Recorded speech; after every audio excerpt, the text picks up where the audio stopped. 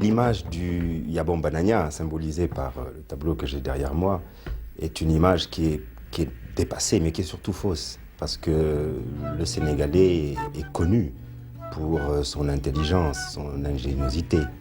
Les Sénégalais à l'extérieur en sont d'ailleurs la meilleure illustration. Ils réussissent très très bien. Et ils font même penser aux Italiens du début du siècle. La génération de nos parents avait une très forte conscience politique. Ils luttaient pour les indépendances. Ils devaient donc faire beaucoup plus que la moyenne pour pouvoir s'affirmer. Et c'est pour ça d'ailleurs que nous avons de très très grands intellectuels de cette génération-là. Il y a eu ensuite une autre génération, que j'appellerais une génération un peu intermédiaire, éblouie par des clichés. Et évidemment, quand ils sont arrivés aux affaires, leur premier souci a été de reporter ces clichés-là sur leur mode de vie à eux. Et évidemment, on a tout de suite glissé vers la facilité, vers la malhonnêteté, vers toutes ces tares. Il y a maintenant une nouvelle génération. Ce sont des jeunes qui n'ont pas connu la colonisation, qui sont conscients de ce qu'ils sont, qui savent où ils veulent aller. Et je pense que ce sont parmi ces jeunes-là qu'il faudra retrouver ce que j'ai appelé le Sénégalais nouveau, qui ne passe pas son temps à parler de politique et de verbiage, mais qui agit.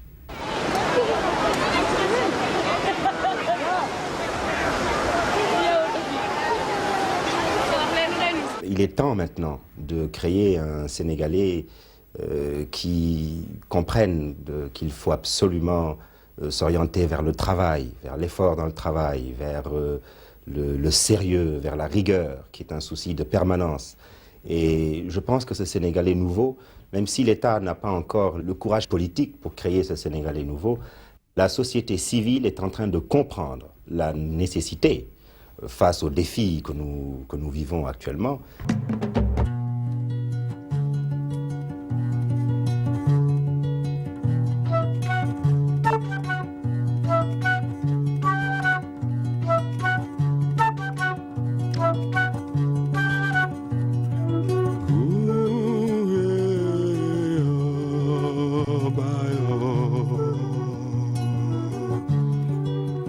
Lëndëm na looloo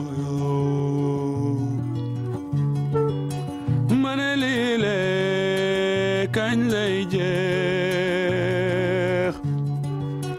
wax leen ma kañ lay doonoo yaayo booy kañ lay jeex jeexoo kañ lay jeexoo kañ lay jeex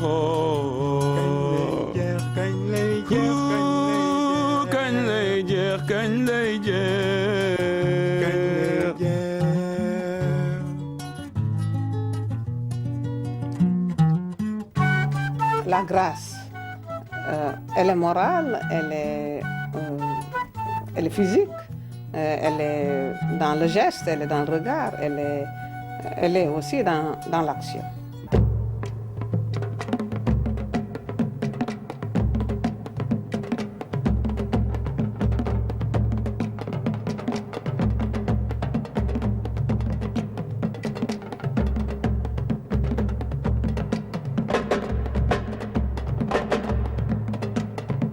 Demain, c'est pas sûr.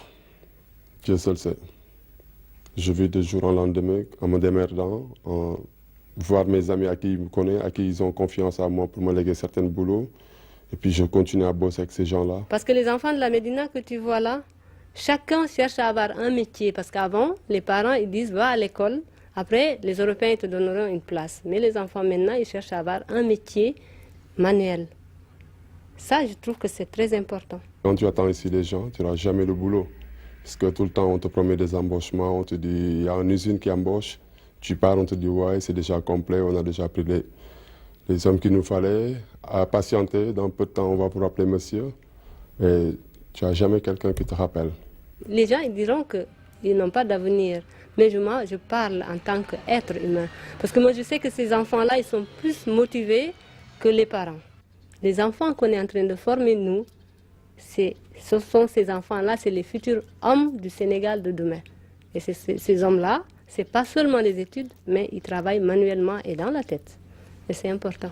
Finalement, on dit que si quelqu'un il travaille dans la famille, tout le monde il peut compter. Soit ça peut être le grand frère, ça peut être l'oncle, ça peut être le père. Il y a une chose qui me choque chez mes frères sénégalais, c'est le fait de ne pas prendre la réussite de l'autre comme exemple, mais plutôt comme quelque chose qu'il faut combattre. Je pense que c'est une très grande tare. Il nous faut des moteurs. Il faut des moteurs pour faire avancer un peuple. Et ces moteurs-là, il faudrait qu'ils soient posés en exemple et qu'ils soient aidés. Derrière une apparente douceur de vivre, le soleil, la teranga, la qualité de ces artistes, de ces intellectuels, il y a une réalité sociale beaucoup plus difficile. L'espérance de vie qui est au Sénégal de 49 ans, c'est-à-dire de 30 ans inférieure à celle qu'elle est en France. Deuxième indicateur, c'est le taux d'alphabétisation, le savoir, qui est en deçà de 40% pour les adultes au Sénégal et qui est encore plus bas pour les femmes, puisqu'aujourd'hui au Sénégal, une femme sur 4 est alphabétisée. Autre indicateur, c'est l'accès à l'école. Aujourd'hui, le taux de scolarisation dans le primaire est d'environ 50%, 54%, et en plus, il est en régression sur les dernières années. Ça veut dire que si on n'arrête pas ce phénomène, dans quelques années, moins d'un enfant sur 2 aura accès à l'école primaire. Il y a également des actions au niveau direct de la société civile qu'il faudrait encourager. Encourager les mouvements associatifs, encourager les ONG locales qui s'investissent dans des activités de développement.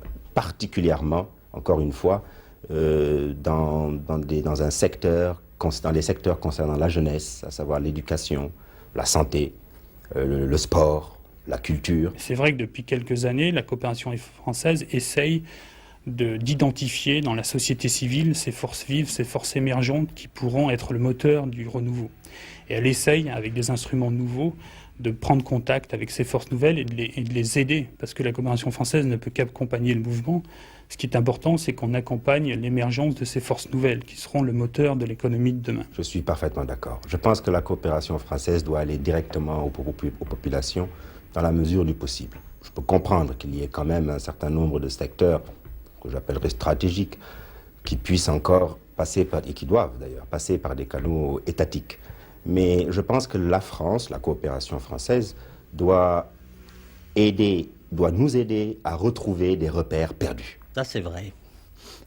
Parce qu'il peut paraître effectivement dérisoire de parler d'avenir dans un pays qui est étranglé par le présent et des gens qui ont des problèmes avec le présent.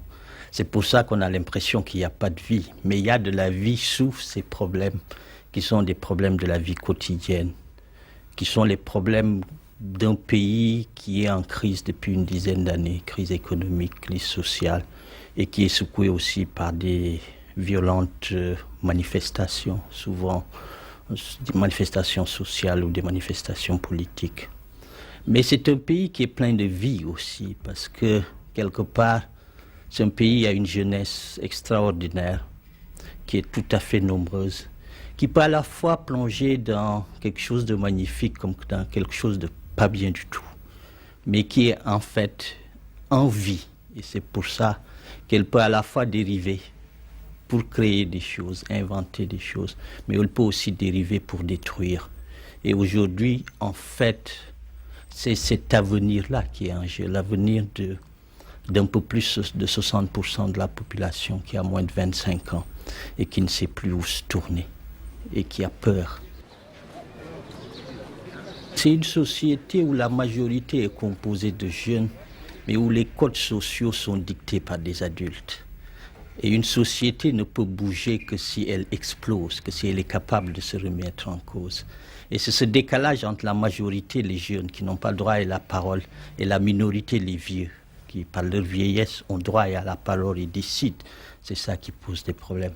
Mais en même temps, on retrouve ces jeunes, justement, du Fouta, qui sont capables de faire face au fleuve et d'essayer de faire quelque chose, comme les jeunes de la Médina, à l'image de Youssou N'Dour, qui arrivent à faire exploser en fait les barrières, qui arrivent à synthétiser, à mixer, pour parler comme des musiciens, des apports venant de partout, aussi bien de l'intérieur que de l'extérieur de cette société, pour la faire bouger et avancer. Et ça, c'est quelque chose de fondamental aujourd'hui.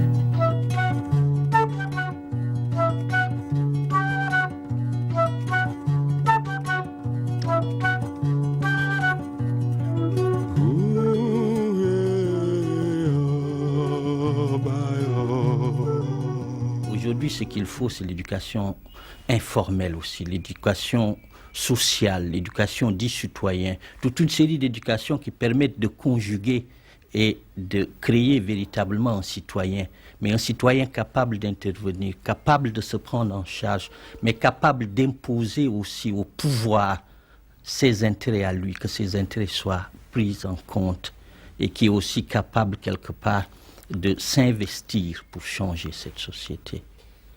ndaw lu zone la dem na ni fee ca Vietnam ndaw lu ñuul la dem na ni ci réewalam Afrika.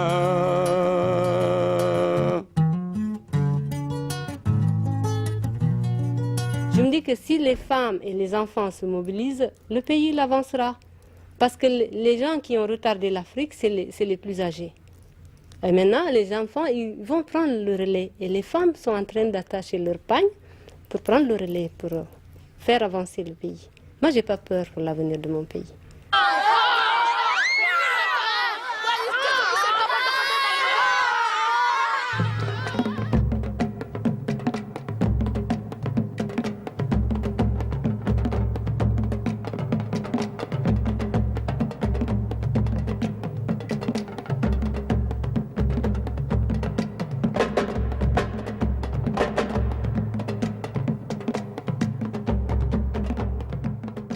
Lever la tête et chercher la lumière, c'est la première action qui fait qu'on puisse mériter le nom d'être humain.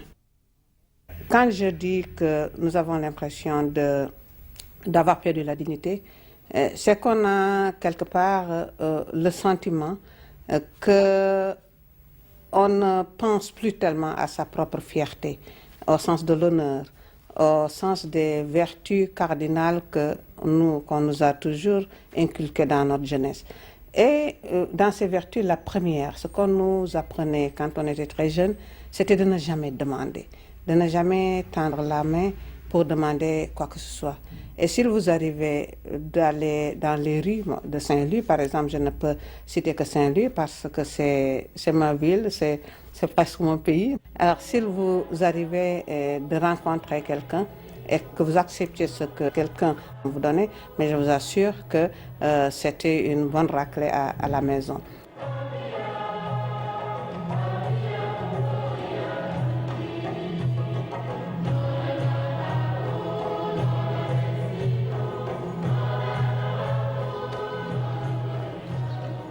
On parle de ngor, n'est-ce pas? On parle de jom.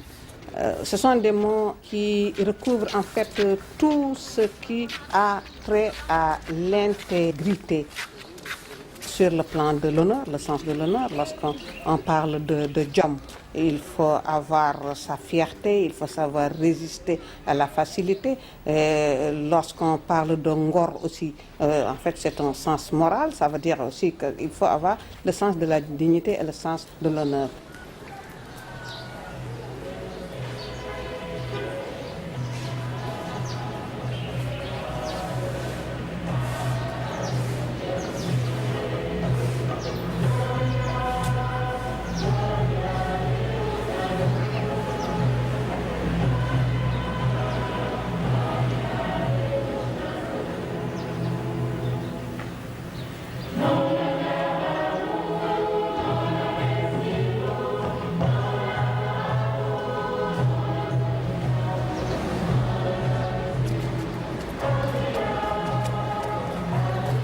Quand vous parlez de la rue, de sens d'amour propre. Et moi, je vous assure que ça me fait toujours énormément mal lorsque je vois des adultes là, assis, et qui envoient leurs enfants, n'est-ce pas?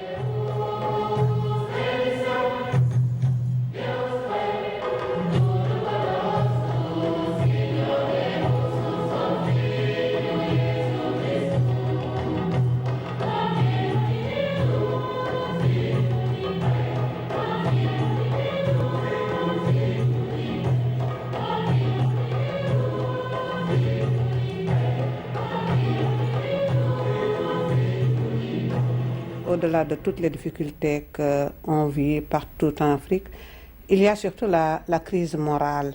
Et s'il n'y avait pas eu cette crise morale, peut-être que nous aurions entrevu d'autres manières d'appréhender la crise.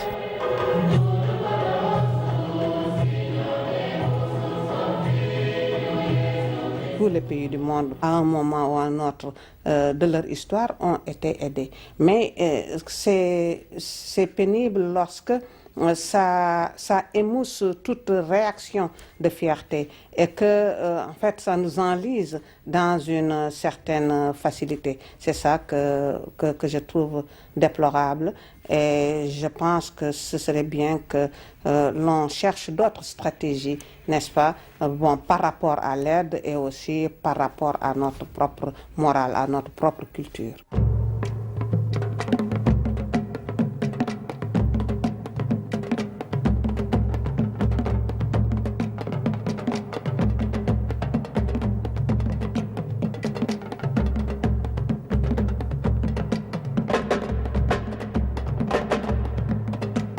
C'est une part d'histoire qui ne peut pas s'effacer. Quelque part, les Sénégalais sont aussi des Français, aussi bien dans leur défaut que dans le mime de ce que la France peut être dans leur propre imaginaire. Ce n'est pas une France réelle.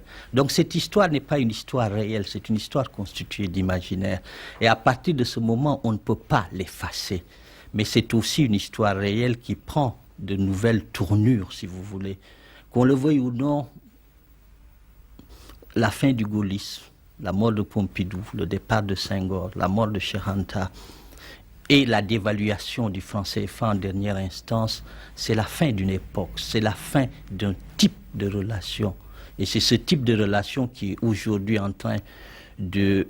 Il y a, disons, si vous voulez, un autre type de relation qui est en train d'être imaginé dans la douleur, dans la difficulté. La douleur et la difficulté, très certainement, pour les Africains. Mais aussi, quelque part, je pense, pour les Sénégalais, une occasion d'inventer autre chose différemment.